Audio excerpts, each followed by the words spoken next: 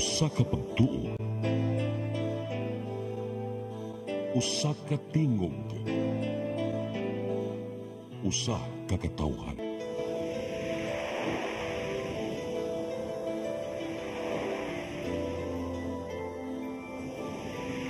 Cebu Catholic Television Network.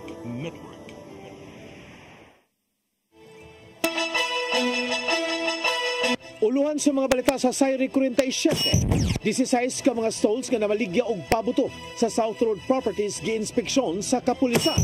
45 ka mga dancing contingent kumpirmado ng musalmot sa Sinulog Grand Parade karong sunod tuig. Ang panglugos sa dakbayan sa Toledo nga naglambigit sa mga minor de edad gikaalarma sa DSWD-7. 20 anyos nga lalaki gitabangan pagdunggap sa unom ka mga lalaki sa Gunob dakbayan sa Lapu-Lapu. Sugbo, Kabisayan ug Mindanao, Pilipinas ug sa katawhan. Kutob sa maabot sa tong Sibya sa tibuok kalibutan maayong hapon. Live kita karon sa CCTN Channel 47 ug kini ang tulumanon sa nagunang kasayuran nga ngay natong masayran. Tulumanon sa patas nga mga balita ug opinyon. Sa ngalan ni Dennis Tabar, ako si Danica Cabales. Kini ang Sayre 47.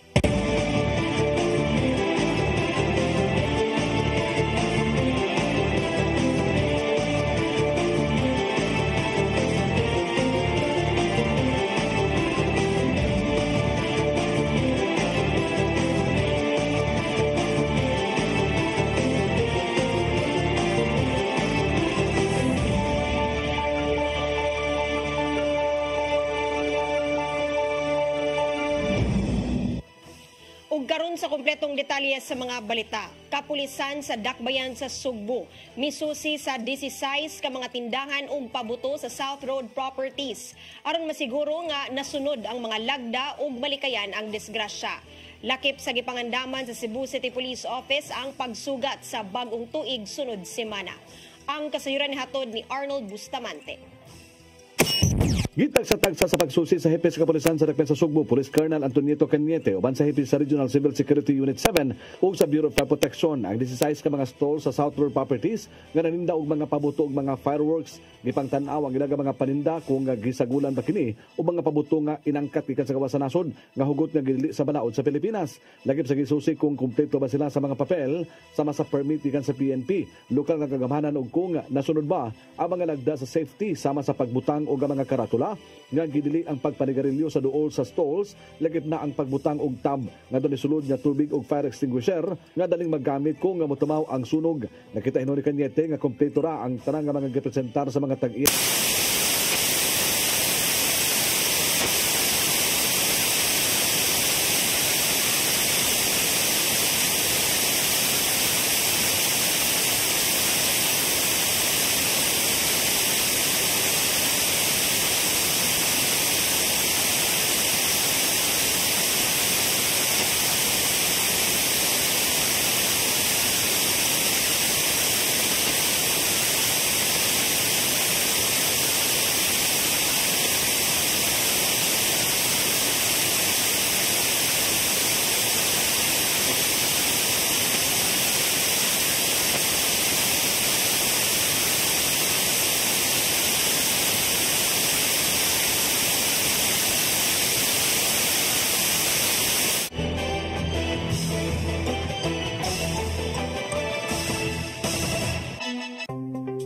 Discover the beauty of the Philippines.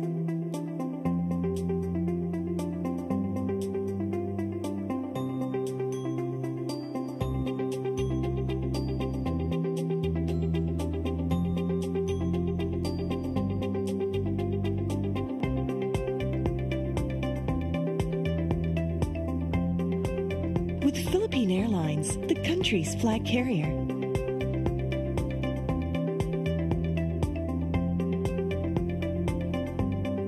The airline that lets you feel the warmth of the nation.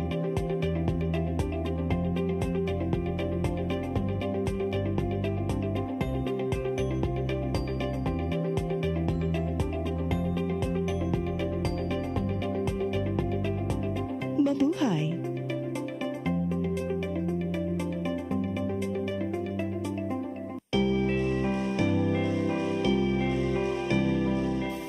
panahon sa Advento nagsugod na. Isugda na sa simbahan ang pagpangandam. Apan, igsuon. Kita usab angay mangandam, alang nining pag-abot sa atong Ginoong Hesus. Isalikway ang kayugot, ipakita ang gugma alang sa tanan, ug pakigdait. Kay mo kana ang mensahe sa Pasko. Puno sa paglawom sa kaluwasan, puno sa kadasig ug gugma. Atong parion si Jesus sa atong kasing-kasing. Kay siya mong hinungnan sa atong pagsaulog. Uban sa kong banay, sa Oasis of Love, sa CCTN, ug sa Sinisibo. Kini ang inyong Tatay Dodong ngayon. Merry Christmas and a prosperous New Year. Shalom.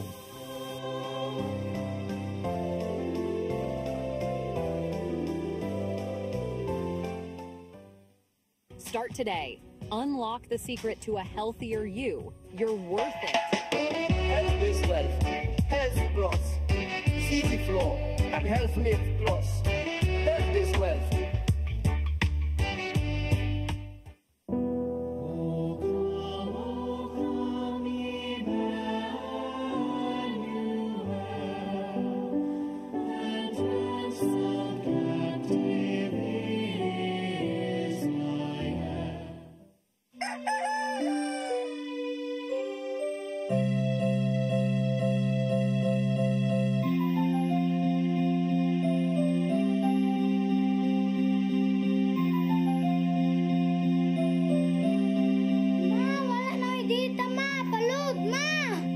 Sorry ma'am, na-late ko.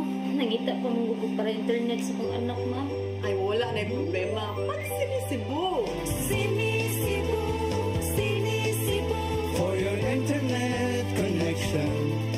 And for the signal of your cable TV. So fast and straight the transmission to your home. Sinisibo! Sinisibo, Sinisibo. Offers you to have fiber optics. For your viewing experience, perfect and clear so fast. So great and affordable for you to enjoy. Sinisibo. Sinisibo Television Network Incorporated offers fiber to the home broadband internet bundled with fiber to the home cable TV connection. Sinisibo Television Network Incorporated with its operation in Metro Cebu and the whole province of Cebu soon. And affordable for you to enjoy. Sinisibo!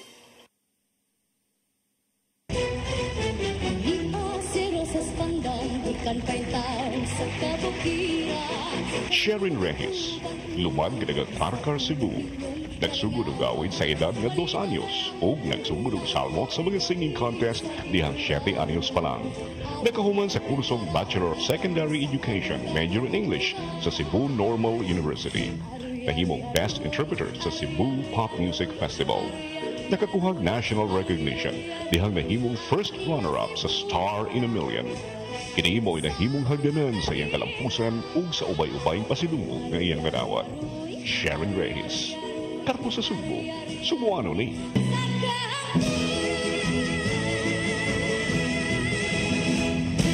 Pasko na, Pasko na, Pasko na. Ang buwan kita sa Marawi. Huwag sa semana sa makikay. Sa puso atong ipalalo. Pasko na, Pasko na, Pasko na.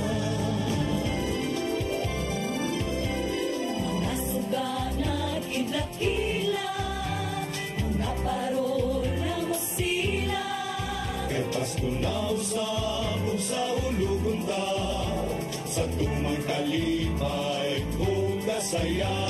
Kung kanindog na pamation, sa mga awit na Paskohanon, mga pagmati bukas na magtagbo.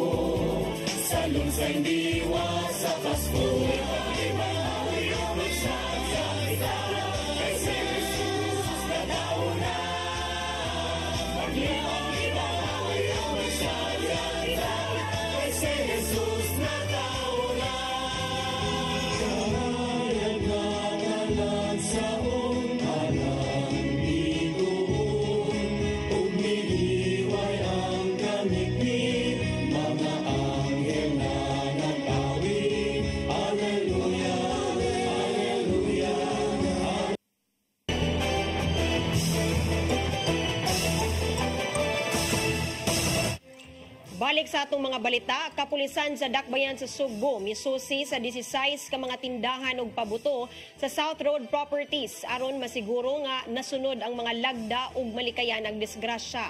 Lakip sa gipangandaman sa Cebu City Police Office ang pagsugat sa bag-ong tuig sunod semana. Ang kasayuran ni hatod ni Arnold Bustamante. Gitagsa-tagsa sa pagsusi sa Hepes Kapulisan sa Dakbayan sa Sugbo, Police Colonel Antonieta Cañete uban sa Hepes sa Regional Civil Security Unit 7 ug sa Bureau of Fire Protection ang 16 ka mga stores sa South Road Properties nga naninda og mga pabuto ug mga fireworks. Gipangtan-aw ang ilaga mga paninda kung gisagulan ba kini o mga pabuto nga inangkat ikan sa kawasan nasod nga hugot nga gidili sa balaod sa Pilipinas. Lagip sa gisusi kung kumpleto ba sila sa mga papel sama sa permit ikan sa PNP, lokal nga kagamhanan ug kung nasunod ba ang mga lagda sa safety sama sa pagbutang og mga karatula nga gidili ang pagpanigarilyo sa duol sa stalls, lagip na ang pagbutang og tab nga doon sulod nga tubig og fire extinguisher nga daling maggamit kung nga motumaw ang sunog. Nakita hinuon ni Cañete nga kompleto ra ang tanang nga mga gipresentar sa mga tag-iya sa mga stalls ug wala sab sila nakita nga illegal nga pabuto nga giapil sa pagbaligya. Yung mga documents ay inspected, full process, approved, yung mga permit naman sila, compliant sila sa regulations na to sa local government unit and the national. Ito ng Colonel Jeffrey Bilaro, ang Regional Chief sa RCSU 7 na kanayon, nga strikto sila sa pagpatuman sa balaod nga tungod ani kinahanglan nga ang tanang na maligya ilang gisunod aga mga nagda aron malikayan ng disgrasya. Una na nga inspeksyon si Bilaro sa mga nanindag pabuto sa Metro Cebu, ilabi na sa Dakbayan sa Lapu-Lapu, di na dito ang usa sa mga manufacturer sa firecrackers aron dili masubli ang pagkasunog sa usa ka store sa Puro Kapayas sa barangay Kanhulaw sa Maong Syudad. Kinahanglan na masunod talaga yung mga nasa requirements and all of them complied with the requirements naman. Yung mga tubig, yung fire extinguisher. Kasama kauban yun sa mga requirement po. Tubig, sandbag, and fire extinguishers. Ibukan ni Cañete nga hugot ang ilang pagpangandam sa pagpatuman sa seguridad sa pagsugat sa bagong tuig. Iyang gibutyag nga adlaw gadi makita sa kadalanan ng mga police personnel aron mulusad og subsub nga checkpoint sa mga motorsiklo ug sa mga pribado nga mga sakinan ug mulusad usab og oplan sita aron mapugnan ang krimen sa Dakbayan sa Sugbo ning nakaduol na ang pagsugat sa bagong tuig. Well, of course, public safety importante gina paramount at all times. Then visibility, no? Makita din sila sa area, nagbantay o alisto nga bantayan ang kaning mga possible nga mga perpetrators sa commit crimes, no, nga mga individuals o usab ang atong checkpoint natay 4 times a day ang checkpoint nato nasa tay oplan sita nasa tay kanang motor stop, no, nga anytime kanato mga beat patrollers hindi lang sila mere visibility police personnel but they also conducted inspection sa mga motor nga dumadaan o kanang mga gipatutukan ni Cañete ang crime prevention nagitinguha nga walay magpabuto sa mga armas, mapulisman o sibilyan. Doon na sa gitahasan sa matag barangay nga maniidkin sa kini mga tao nga mogamit sa armas sa pagsugat sa bagong tuig. Kung ila kini mahimawan, ila gyud kini nga dakpon ug pasakaan og kaso sa korte. Arnold Bustamante, CCTV. Padayon ang pagsalig ngadto sa Ginoo kay siya ang mag-igo unsa man ang ikaayo alang kanato. Kini maong nahimong mensahe ni Cebu Archbishop Jose Palma nunot na sa pagtikang sa bag-ong tuig. Ang kasayuran ni Hato Digian Navarro. Daghan na ang mga nahimong panghitabo sa tuig 2024 dinhi sa kalibutan, maayo man o dautan. Apan nakita ni Cebu Archbishop Jose Palma nga nila hutay usab ang Katoliko sa laing tuig sa ilang kinabuhi bisan pa man sa mga pagsuway nga naangkon.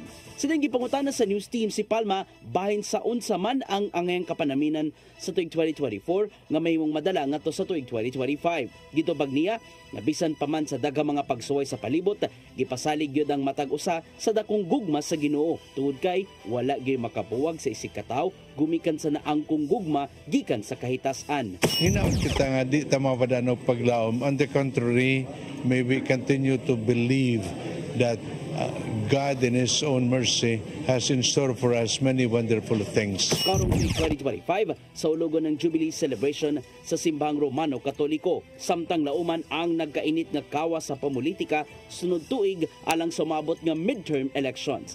Maong gipainumduman niya ang matag Katoliko nga di magpakawa sa paglaom taliwa sa unsa man ang mosunod pang mga panghitabo. Kay alang ni Palma, kinanampadayonon ang pagsalig ngadto sa kahitasan. Sanglit siya man ang nasayod kung unsa man ang ikaayo sa matag usa, sulod na usab sa palibot. On a personal note, and as a community, let's hope for a better tomorrow. And this hope is grounded in the love of the Lord, in the person of Jesus. Gian Navarro, CCTN News. Sugaton sa mga motorista ang bagong tuig pinaagi sa gamay nga pagkulod sa presyo sa mga produktong petrolyo sunod semana. Sa pagbana-bana gikan sa Department of Energy Oil Industry Management Bureau, mubarato og 30 sentimos hangtod sa 65 sentimos ang kada litro sa gasolina. Samtang minusan og 30 sentimos hangtod 55 sentimos ang matag litro sa diesel. Kuhaan og 80 sentimos hangtod 90 sentimos ang kada litro sa kerosene. Sumapa ni DOE Oil Industrial Management Bureau Assistant Director Rodela Romero nga resulta kini sa oversupply sa lana sa kalibutan ong merkado. Kini bisan pa man og adunay delay sa produksyon sa lana gikan sa mga nasod nga nag-export niini. Mipay mangno si Police Lieutenant Colonel Christian Torres tigpamaba sa Lapu-Lapu City Police Office ngadto sa mga motorista nga sa kanunay ipatigbabaw ang disiplina ug pasensya sa karsada. Subay kini sa sunod-sunod nga mga aksidente sa dakbayan sa Lapu-Lapu nga sagad nalambigit og mga motorsiklo. Sudlang sa duha ka mga semana, daghan ang mga nakabsan og kinabuhi. Gibutiag ni Lieutenant Colonel Torres nga ning buwan lang sa Disyembre, dulan na pulo na ka mga disgrasya sa kadalanan ang ilang natala kung diin adunay tulo ka kinabuhi ang nakalas. Gratuity pay sa mga job order nga mga empleyado sa Mandaue City Hall gibana-banang madawat sa katulong semana sa Enero. Ang paghatag sa incentive subay sa administrative order ni Presidente Ferdinand Marcos Jr. Ang kasayuran hatod ni Mary Rose Sagarino. Enero sunod tuig, gibana-banang madawat sa contract of service of job order employees ang ilang gratuity pay. Matod ni Attorney Jamaal James Kalipayan ang City Administrator nga kinahanglan unang makapasa og ordinansahon ang konseho kabahin niini susama sa service recognition incentive sa mga regular nga empleyado.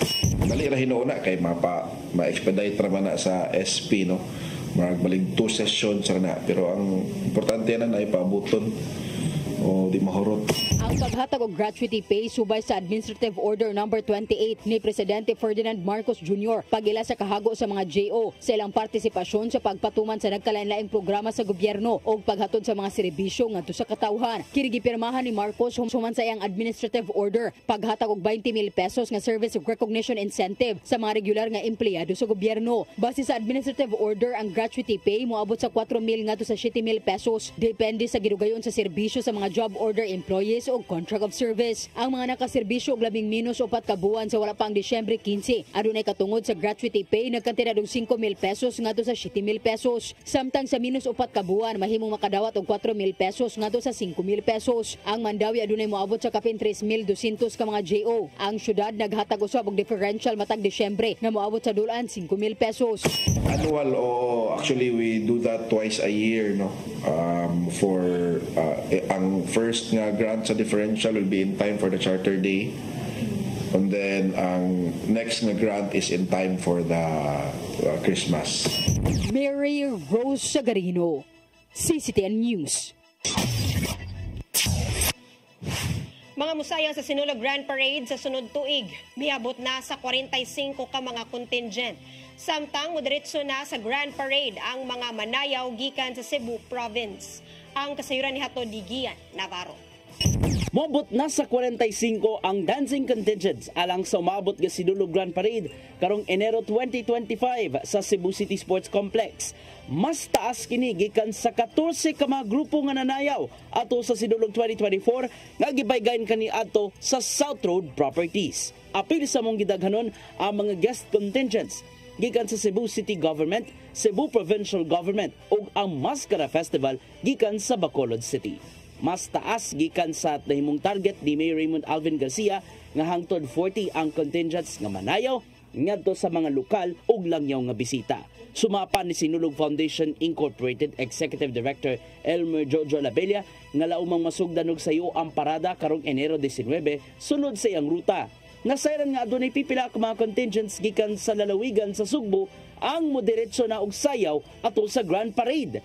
Base sa gipagawa sa calendar of activities, wala nagilakip sa mga kalihukan ang naandang sinulog sa lalawigan nga salmutan sa mga contingents gikan sa kalungsuran. Apan gitato ni Labella nga gi-finalize pa ang official lineup sa mga kalihukan ug mahingpit na kini karong unang simana sa Enero.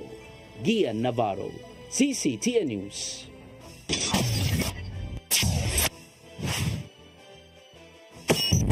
Musunod, pagpanglugos sa dakbayan sa Toledo nga naglambigit sa mga minor de edad gikaalarma sa DSWD-7. Kanaog daghan pa mga balita sa pagbalik sa Sayri 47.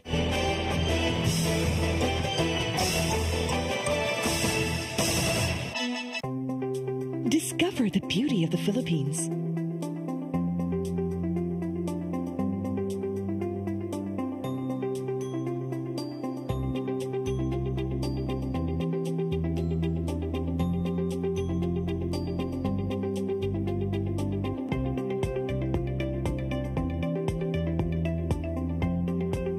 With Philippine Airlines, the country's flag carrier.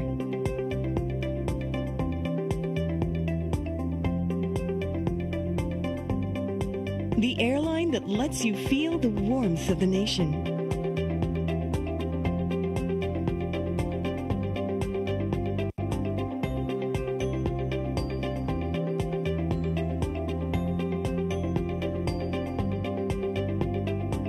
Mabuhay!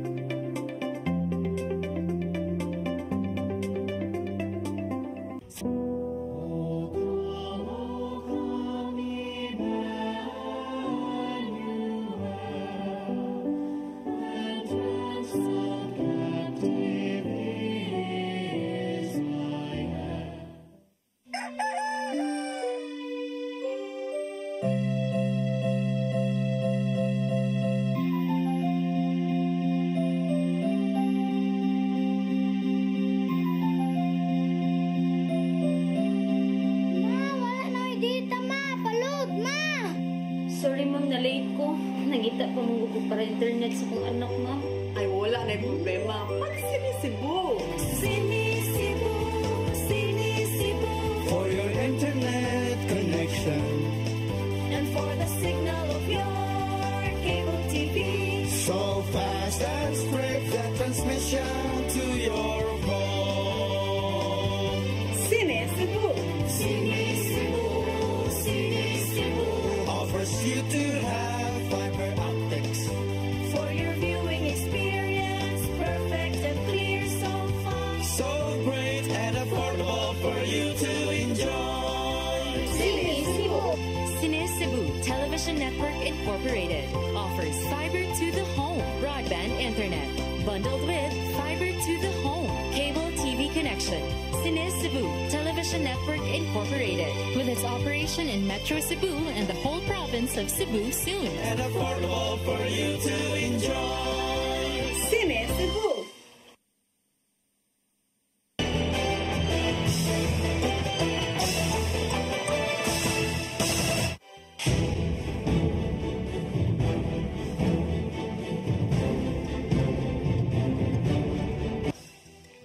Balik sa atong mga balita. Kampo ni dismiss Mandaue Mayor Jonas Cortez. Andam kung unsa man ang resulta sa gisangat nga motion for reconsideration ngadto sa Commission on Elections and Bank. Ang maong pag-apelar subay sa pagkansela sa COMELEC 2nd Division Certificate of Candidacy ni Cortez alang sa eleksyon sunod tuig. Ang kasayuran hatod ni Mary Rose Sagarino. Wala pa'y nadawat nga desisyon ang kampo ni dismissed Mayor Jonas Cortez sa gisangat nga motion for reconsideration ngadto sa Commission on Elections and Bank. Gisangat ang motion for reconsideration ni atong Disyembre 23 sa buntag, usa ka adlaw sa wala pa ang Christmas break sa Comelec and Bank sa Disyembre 24 ug 25. Ang hangyo sa motion for reconsideration nga ilibkas ang desisyon sa Comelec 2nd Division pagkansela sa Certificate of Candidacy ni Cortez sa eleksyon sunod tuig. Gikansela ang COC ni Cortez tungod sa misrepresentation tungod sa pag-file sa kandidatura taliwa sa dismissal case nga gipahamtang sa ombudsman kaniya. Before the Christmas, sumotong nadawat niya nag-half day pag yun. So, may ragyod nga na-file og buntag. O, unya, in fact, before 12 noon, nakadawat dayon yung acknowledgement sa Comelec and ilaha pong gi-inform si Mayor nga ilan ang gi-forward sa NBank for consideration. Basin og na-take up na to nila, so we will know of a decision maybe today, maybe tomorrow. Wala naman day tomorrow. Maybe next inig 2 na. Matod ni Kalipayan nga andam sila kung unsa man ang desisyon sa Comelec sa ilang appeal. Depende pa na siya ha. Kay karon wa pa man ta nakadawat 27. But if ever we will receive any time today, nagready na punto ang legal counsel ni Mayor for their remedy po for the kanang Supreme Court nga kuan nato. Matod sa City Administrator nga kung negatibo ang resulta, hangyo nila sa Supreme Court ang status quo aron dili hingpit nga makansela ang COC ni Cortez. Ang printing sa balota sugdan sa Comelec unang semana sa Enero sunod tuig. Mary Rose Sagarino, CCTN News. Nisugyot ang Committee on Budget sa Cebu City Council nga kuhaan og 2.9 billion pesos alang sa gipangayong annual budget karong 2025. Anaa na lang sa 15 billion pesos gikan sa gipangayo ni Mayor Raymond Alvin Garcia nga 17.9 billion pesos. Gituki sa special session karong adlaw ang report nga giluwatan gikan sa Committee on Budget and Finance isip kabahin sa pagpalabang sa gipangayong pondo. Suma pa sa chairman nilang si Consel Noel Wenceslao nga nagagikan ang maong sugyot nga budget sa utilization reports gikan sa mga nang-aging pondo ug ang tinubdan niini. Taliwa kini sa nahimong panawagan ni Mayor Garcia nga dili makuhaan og pondo ug dili masagulan og pamulitika ang pagpalabang sa annual budget sa syudad sa Sugbo. Department of Social Welfare and Development 7 na alarma sa naitabong pagpanglugo sa Toledo City, diin pulos mga batanon ang nalambigit. Gipainumduman sa Regional Director ang mga ginikanan nga bantayan kanunay sa mga online content nga gipangtan-aw sa mga bata. Ang kasayuran ni hatod ni Gian Navarro. Gikasagmuyo sa Department of Social Welfare and Development 7 ang nahitabong pagpanglugos sa bukirang bahin sa Dakbayan sa Toledo. Base sa mga nanggawas nga report sa Mantalaan, naitabo among insidente daplin sa sapa niadtong Disyembre 20. Giingong giamong-among sa mga batanong lalaking nagpangidaron og 9 hangtod 15 anyos ang usa ka 8 anyos nga babay. Nasuta sa investigasyon nga igo lang gisunod sa mga batanon ang nakita sa porn website ngadto sa batang babay. Giatiman na karon sa mga social workers ang mga bata human gisumbong sa mga otoridad among insidente. Sumapa ni DSWD 7 Director Shalane Marie Lucero nga miabag ang ilang buhatan ngadto sa isig kahabig sama na lang sa paghatag og intervention ilabi na ngadto sa batang babay ug igong hinabang ngadto sa pamilya.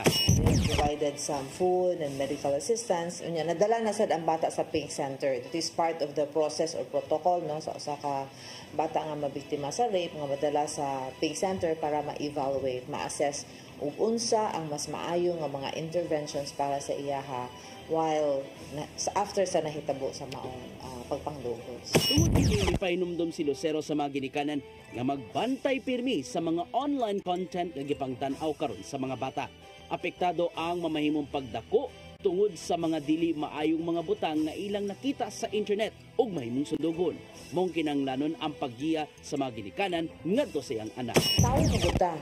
And as a human being, we want to be talking to people, and it's important to talk to people because it develops your communication. So we are social and we want to be talking to people, pero what is happening now is dili ingon ana. Giaw kaputab sa DSWD 7 ang mga ginikanan nga magpabilin sa pagkamaayong ehemplo bahin sa mga angayang tan-awon o buhaton sa mga bata, ilabi na sa online. Kung mahimo, likayan gyud ang taas-taas nga exposure sa mga bata ngadto sa smartphones ug ubang gadgets. Asa mga bulkan, dili mo patuyang og screen time, mga tulog ug unsa ng orasa, kay gusto lang gyud nga mo tan-aw sa lida or mag-social media because it really has an effect on your health, on your eating habits, on mental issues, daghan kay siya, and even relationships, no? Navarro, CCTN News. PhilHealth mipasalig nga magpadayon ang paghatag og benepisyo ngadto sa iyang mga sakop. Taliwa kini sa naangkong zero subsidy ubos sa naaprobahang 2025 national budget sa Bicameral Conference Committee. Ang kasiran hatod pagbalik ni Gian Navarro. Mipasalig ang Philippine Health Insurance Corporation kon PhilHealth nga magpadayon ng paghatag og medical benefits ngadto sa tanang mga Pilipino. Taliwa man kini sa nimong pagkwestiyon sa pipila ka mga politiko ug ubang grupo ngadto sa Bicameral Conference Committee report diin zero ang subsidy sa PhilHealth karong 2025. Sumapa sa gipadalang pamahayag ni PhilHealth President and CEO Emmanuel Ledesma nga doon na pa'y igong pundo aron gastuhan ang pagpatambal sa mga pasyente. Bisan pa man sa nimong desisyon tali sa Senado o Kongreso, nakita niya nga adunay maayong financial position ang PhilHealth. May numdumang gisitahan sa pipila ka mga magbabalaod among ahensya nganong wala na pay muslan pag-ayo ang hangtod 600 billion pesos na unused funds. Taliwa sa pagkwestiyon, gitaho sa PhilHealth nga dunay sila 281 billion pesos ga reserves aron mabayaran ang benefits sa iyang mga sakop sulod sa duha ka tuig. Gikan kini silang investment portfolio nga 489 billion pesos as of November 2024. Dugang papasalig sa PhilHealth nga di gyapon matandog ang ihatag nga benefit packages ngadto sa mga miyembro nga mopahimos nini inibisan pa man sa naangkong zero subsidy alang sa 2025 national budget. Gian Navarro, CCTN News. Namutang og usa ka gatos ka mga buya sa kadagatan sa Dakbayan sa Lapu-Lapu ang City Environment and Natural Resources Office. Kini ilabi na dinha sa Hilton Port, San Vicente Sanctuary, Maribago, Marigondon ug Cauhagan Island diin matagdapit adunay tag 20 ka mga buya. Tumong niini aron adunay designated spot o kaparkingan ang mga pang-island hopping nga bangka kung ugaling puno ang mga pantalan sa mga tourist vessels. Laing usa ka gatos pa ka mga buya ang ipamutang sa senro sa ubang lugar sa dili pa mahuman ang tuig.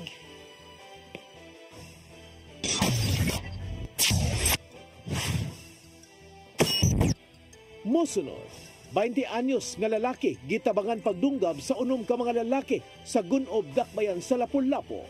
Kanaog daghan pa mga balita sa pagbalik sa Sayre 47.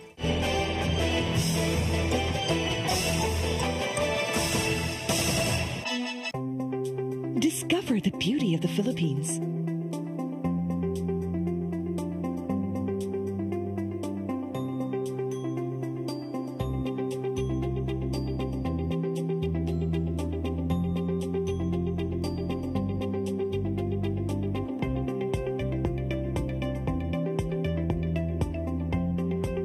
With Philippine Airlines, the country's flag carrier.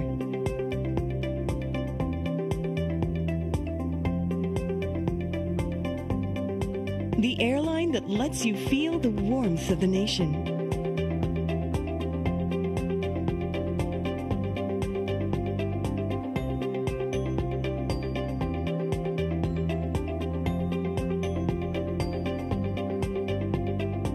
Mabuhay.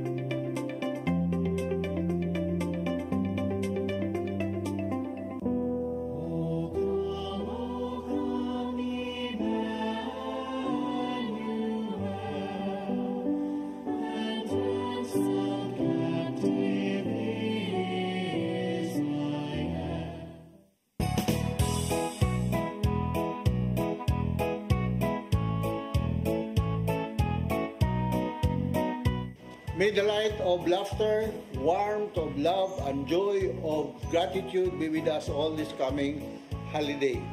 I wish you all a joyful, happy, and enjoyable holiday.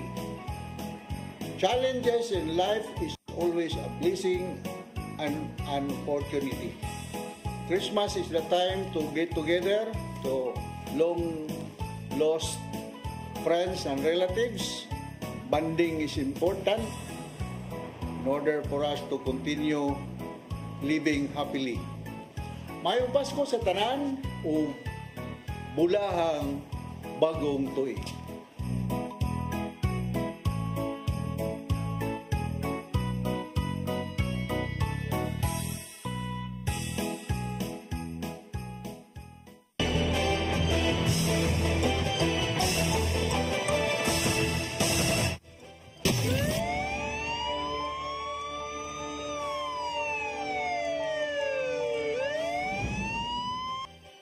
Balik sa atong mga balita. 20 anyos nga lalaki gitabangan pagdunggab og kulata sa unom ka mga lalaki sa barangay Gunob, Dakbayan sa Lapu-Lapu kagahapon sa kaadlawon. Ang kapitan sa maong barangay nihatag na og ultimatum sa mga responsable niini sa pag-surrender sulod sa 24 oras. Ang kasayuran hatod ni Crystal Joy Pelerca. Nakaangkon og tulo ka samad dinunggaban sa iyang sampot ug lain pa sa iyang tuhod ang usa ka 20 anyos nga lalaki human siya gitabangan pagdunggab og kulata sa grupo sa mga lalaki. Nahitabo kini sa S. Osmeña Street, Barangay Gunob, Dakbayan sa Lapu-Lapu pasado alas 3 sa kadlawon kagahapong adlaw, Disyembre 26. Ang biktima nga si alias Ivan, residente sa sitio Jurassic sa nahisgutang barangay. Suma pa niya nga padung siyang mupauli silang panimalay ug gikan siyang nagbantay sa iyang amahan sa Vicente Soto Memorial Medical Center. Nihapit usa siya sa usa ka convenience store dool sa ilang panimalay aron magpalit og pagkaon. Apan sa iyang pagawas, nakita niya ang grupo sa mga batan-ong mga lalaki. Maong imbis nga mopadong sa direksyon sa ilang panimalay, didto siya sa pikas nga direksyon ni padong aron sa paglikay sa mga nagpundok nga mga lalaki tungod kay tuwa kini nagatang sa iyang agianan pauli. Apan natingala siya nga nisunod ang maong grupo kaniya, maong nidagan siya apan siya nadagma. Hinungdan nga naabtan siya sa mga lalaki. Nakulatahan ang maong 20 anyos ug nadunggaban gamit ang mga dala niini nga kutsilyo. Dunggab, kulata ko nila din gikuan kanang gihapak ko og batilya. Kay gitabangan ako nag-ana araw ato. Din ang naigo nako kani mo ni pagkadagma nako. Ang gidunggab kani nadari ako dapit sa lubot tulo ka buok. Sigon pa niyang siya gitulis tungod kay human siya dunggaba gikuha ang iyang slim bag nga may sulod nga 1,000 nga pinaskuhan. May nalang kay diha sa iyang bulsa ang iyang cellphone maong wala kini maapil pagkuha. Dugang pa niya nga wala siya makaila sa mga lalaki ug labaw pa nga wala siya atraso sa maong grupo. Gidala ang biktima sa Karahay Hospital ug kagahapon sa udto nakauli na kini sa ilang panimay ug didto na nagpaayo. Matod ni Police Lieutenant Colonel Christian Torres, ang spokesperson sa Lapu-Lapu City Police Office, nga base sa ilang nakuha nga CCTV footage, unom ka mga lalaki ang responsable sa nahitabo sa 20 anyos ug padayon pa kini nilang giila. Samtang nitabang na usab sa investigasyon ang barangay aron nga mas paspas nga mailhan ang may binuhatan niini. Nibutyag si Kapitan Carl Steven Wigel sa Barangay Gunob nga aduna na usab sila'y nakuha nga CCTV footage. Aduna na sila'y giila nga mga individual ug nagpuyo ra sa mong barangay ang maong mga lalaki. Gihatagan sila sa kapitan og ultimatum sa pag-surrender. Namday mga suspects nga klaruhon pa na to if kinsa jud. Dayon, after we will submit it all to the police, gana to sila ultimatum if they will surrender within 24 hours to give their side of the story. If not, we will pursue justice para sa biktima. Crystal Joy Pelerca, CCTN News. Usa ka construction worker og iyang pagumangkon nasikop sa mga sakop sa Philippine Drug Enforcement Agency 7 ug nakuhaan og usa ka kilong shabu. Samtang nakasibat ang laing usa ka kauban ato sa buy-bust operation dito sa Dakbayan sa Lapu-Lapu. Ang kasayuran hatod ni Arnold Bustamante. The construction worker ang gihag nga pag-umangko nakuhaan kini usa ka kilong shabu sa gilusag nga buy-bust operation sa mga sakop sa Philippine Drug Enforcement Agency 7 uban sa mga personnel sa Naval Intelligence Security Group Central ug Lapu-Lapu City Police Office atol gyud sa Pasko alas 3:50 sa hapon dito sa sitio Lower Matumbo, Barangay Pusok, Sarkben sa Lapu-Lapu. Ang mga nadakpan gilangan si alias Jason, 30 anyos, construction worker ug ang pag-umangkon nga si alias John, 26 anyos, samtang nakaipsot si alias Rashid. Nakuha sa mga pertibang usa ka dakong puto sa shabu nga dunay marka nga very good nga motimbang sa usa ka kilo nga dunay estimated average market value nga 6.8 million pesos. Lakip sa nasakmit ang bypass money, cellphone ug ubang ebidensya. Mato ni Lia Alcantara, information officer sa PDEA-7, nga 3 ka semana nga ipaubos sa case build-up ang ilang target nga si alias Jason human migawas ang iyang pangalan gikan sa confidential informant. Silang nakuha ang impormasyon nga dinagko aga ma-dispose nga illegal nga drugas ni Jason sa Dakbayan sa Lapu-Lapu. Gipasaka na ang kasong karapasan Section 5 ug 26 Article 2 Republic Act 9165 batok sa mga sospitsado. Arnold Bustamante, CCTV News. Anaa na sa kapin 7.03 milyon ka mga tao ang nakaparehistro alang sa National ID System sa tibok Central Visayas. Matod sa Philippine Statistics Authority 7 nga kini 99% na sa ilang target nga registration karong tuiga nga 7.04 milyon pesos tibuok rehiyon. Naguna ang Sugbo nga adunay 4.452 milyon ka mga registrants o gisundan sa Negros Oriental, Bohol ug Siquijor. Mipasalig ang PSA 7 nga bisan pa man sa maong gidaghanon magamit ang mga national ID card sa tanang mga transaksyon sa gobyerno ug uban pa.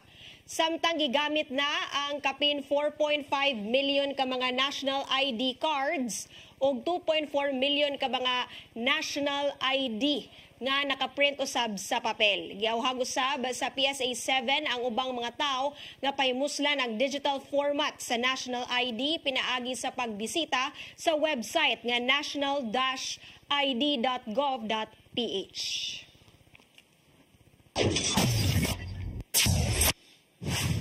Mao kadto naglangkob sa itong mga balita sa Saire 47. Sa ngalan ni Dennis Tabar, ako si Danica Caballes. Hangtod Lunes po sa inyong paboritong tulumanon. Saire 47.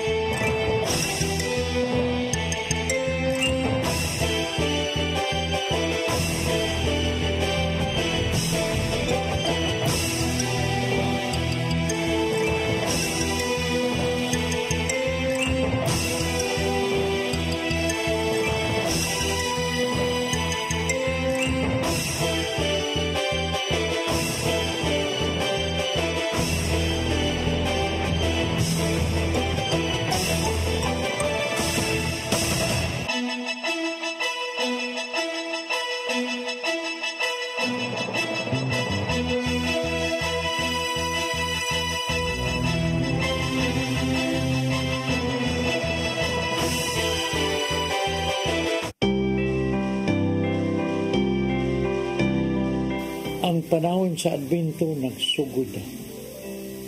Gisugda na